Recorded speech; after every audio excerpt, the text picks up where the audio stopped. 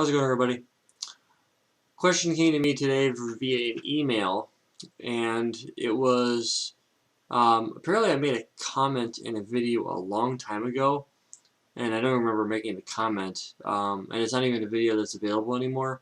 The comment was, or it was my debate with my, I guess, my debate with myself, more or less than anything, whether a degree was more valuable than certification, or if a certification was more valuable than a degree, or if they were equal in value. And I guess at the time I was ticked off about school or something, because I was, really, I wasn't happy about the whole idea of a degree. But I guess in the grand scheme of things, it really depends on what you do, where you work, and the type of industry you're in. To me, certifications have played a bigger role than a degree. I haven't finished my degree, but I'm more than 3/4 of the way through a degree program. I think I have maybe, if I'm lucky, uh, 12? No, more than that. Probably 15 to 18 credits left. Um, you know, there's a level of push that needs to be taken in order to get over that hump. I've just been too busy with work, and actually, it's not really true. I just haven't had the desire to go back yet since I finished my CCIE and actually enjoying life a little bit now. But the main focus, especially when it comes to a degree, I find that there are some really smart people out there with degrees, and let me just, it's interesting too, because you'll find people out there that have a degree. I've worked with some really good engineers that weren't certified at all, had no certifications whatsoever, or if they did, they expired. They didn't care enough to keep them. I know a lot of guys that at one point in time, they had a degree or they had certifications, and then they got a job with, whoever they work with now, and they've been there for, say, 5, 10, 15 years. No reason for them to keep certified, so they let them go. I'm like, all right, well, that's your call. I personally wouldn't have done that, but, I've worked with some engineers that are so heavily certified, it's like, and you ask them, well, over what time span did you get those? I've gotten, in the 3.5 years that I've been getting certifications, which my very first one was the A+ exam, almost 4 years ago. It'll be at the end of March 2012 was when I picked up my A+ exam, or A+ certification. I let that go last year because I didn't really need it anymore. But that makes sense. I don't do desktop support anymore. I'm not hands-on in laptops. I'm not hands-on in computers or servers anymore. So I don't really need that technician style certification anymore. And I didn't have the one where it was you go in and you get the lifetime cert. It's one of those ones where you have to recertify every few years. So to me, it wasn't worth it. I was spending too much time in networking, and Cisco was my main stretch. So I guess if it makes sense for you to to keep it, go ahead. If it doesn't make sense, drop it. I mean, there's I've got CCNA, CCNP, CCIE for route switch, CCNA in security, and I have a VMware Certified Associate and Professional and vSphere 5.5, and I held a BCP 6. So I just took and passed that exam last Thursday. So, it's one of those things where you have to obviously know what's going on in the exam world. So, I guess there's just always constant pressure to stay certified, where you don't have that with a degree.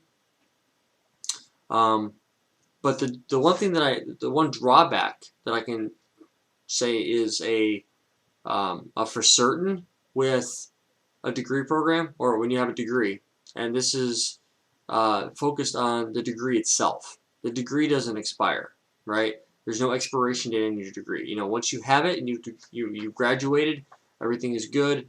Then you have, that degree stays with you through the end of your life. Now you can take that. Let's say it's an associate's degree. You can upgrade it with a bachelor's degree or a master's, potentially even a PhD, things like that. And that's all well and great, but um, if you got your degree in, say, 2000, it's 2016 already. That degree is 16 years old. And that would have been about the time. Well, I graduated high school in 2001. So if I would have graduated in, say, 2003 with a degree from, say, wherever.com, if I went to an online university, and back then online universities weren't what they are today, um, that would be 13 years old. Now, if I would have been relying solely on the information that I knew then, trying to apply for jobs now, the technologies may not overlap. So what I mean by that is, today's day and age, back then, Server 2003 was the hot thing, and server virtualization really wasn't there yet. Uh, virtualization didn't really start taking off until like 2005, 2008 timeframe, and um, from there, it's obviously it's gotten much better, and it's extremely well understood now. There's a very large community of people that are studying virtualization, but as times change, so do your focuses. So the main problem I see with people that have a degree is if they don't continue their education, if they don't continue to go out there and and I definitely don't mean on a 20 to 25 hours a week continue to learn new technologies. I wouldn't expect you to do that. But if you spent, an hour a week here, an hour a week there, a couple hours here or there on the weekend, just going over new stuff, maybe maybe you're interested in, say, ACI or APIC, or maybe you're interested in software-defined networking. Maybe you're interested in, programming with like Perl or PHP. Whatever the case might be, whatever your interests are, go for it. But that's the one thing I commonly see in the degree holder realm is they don't follow up. They stay with what they know, and if that's how you want to be, and not upgrade your knowledge or move your knowledge further, that really falls on you. But that's where certification is different than a degree program, where certification you have to go in there and every 2 to 3 years, depending on the platform and depending on the certification, you have to go in there and recertify. And that can be a burden to some, depending on the situation. Now, personally, I like the way Cisco has their certification tracks built, where you go through and you certify at CCNA, and then say 6 months later you take a CCNP exam, and then 6 months later you take another CCNP exam, and then another 6 months later you take another CCNP exam, and then voila, you have your route switch CCNP. Congratulations if that's you. That's great. Now you've continued to move your knowledge further and deeper and wider, and then you come to this pinnacle, which is a common question I get as well, is I have a CCNP. Should I make a left-hand turn into another track, or should I go off the deep end and go CCIE? And my common response to that is, do you need a CCIE? Is that going to provide you a stepping stone into the next level of your position? Are you looking for to take your skills to the next level? Do you want to be that guy that people sit there and go, it's pretty common whenever I walk into a customer site or I'm on the phone with a customer. I personally never bring up that I'm a CCIE. I just don't do it. And the reason I don't bring it up is because of the fact that I don't want there to be like a stigma or an intimidation factor that I'm just an engineer. I don't want that to be the fact that I hold a CCIE. That's where you have to bow down to me or anything like that. There's been a few people that have thought that they had to, they couldn't discuss something with me because of the fact that I would just shut them down. I'm like, no, not at all. If I'd rather have more people working on a project to provide a solid solution that makes sense than me come up with a solution by myself. Because I'm one person. I look at things a certain way, so I prefer to have multiple people take a look at it. I'll say, okay, this is my design. I'll pass it off to another engineer and say, what do you think? Am I missing something? Do you have a better idea? Do you agree? If just what they commonly refer to as peer review, and that depends. Is that worth it?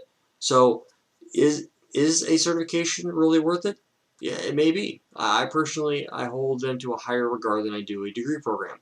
Um, that just happens to be my opinion on the situation. It's not a shot. And I have some really good friends that have, a buddy of mine has a CCIE, has a master's degree. Another buddy of mine has a CCIE, has a bachelor's degree. Does that make them any better or worse than me? Not at all. Personally, could I go get my associates and then go upgrade my master's in a little bit while? Sure, absolutely. Could I go get a bachelor's and then go grab a master's? Sure, I could. Do I really want to? Right now, no. I don't see the value in doing that. If let's say in 10 years from now, I'll be in my mid 40s, do I want to go through at that point and get out of the industry, stop being a consultant and start teaching? Well, maybe that will be my leg up, because I know there are some points in time where if in order for you to teach an associate's degree program, you need to have a bachelor's degree. In order to teach a bachelor, you need to be a master's. In order to teach a master's, you need to be a PhD. Well, okay, that's fine. Could I go get a master's degree in my track? If I'm really good with networking, and could I transfer a lot of that knowledge over? Absolutely.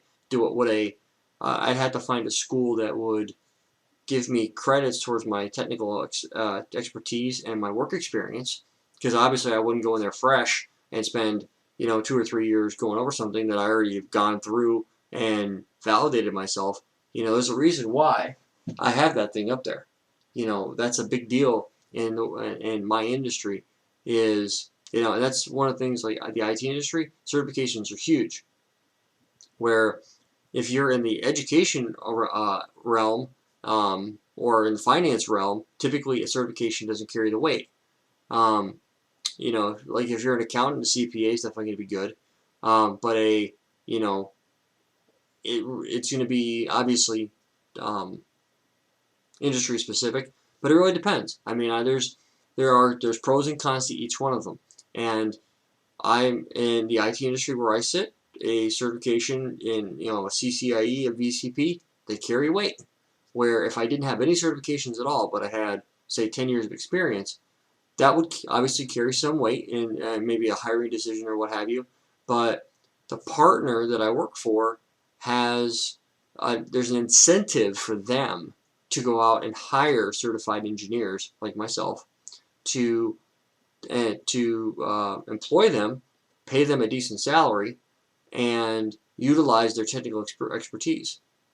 And a lot of times, customers will utilize somebody like me that knows more than their on-site staff, and or somebody might be close to me, or be close in technical expertise, and or maybe be better. There are guys out there that without a CCA that are better than me. It's how the world goes. I know probably half a dozen engineers that don't have a degree, don't have a certification, that could make me look bad. I'm pretty quick, I'm pretty good at what I do, but then again, they've got experience in areas that I don't. So that maybe, depending on their environment, benefits them or it wouldn't benefit me. I'd have to learn something that they already know. So again, it's one of those things where it's you have to take the good with the bad. You have to weigh the pros and the cons, and you have to make the decision on your own. So, it really depends on, what's up. And if if that's the direction you want to take, more power to you. I think that wherever your interests lie, you should pursue in that area. I know some people, they like computers, but they don't want to make a career out of it. I spent 10 years in warehousing. I got to a certain point where I didn't want to drive a forklift anymore. Here I am. I work from home most of the time. If I have to go into the office, I go into the office, I do what I got to do, and go from there. So, but that's going to be one of those things where you have to make that decision based off of what you got going on. So again, you guys have been awesome. I'd like to thank everybody for the support. Keep subscribing, keep commenting, keep liking. You know, if you guys have any ideas or content requests, things like that, put them in the comments below. Until next time, you guys take it easy.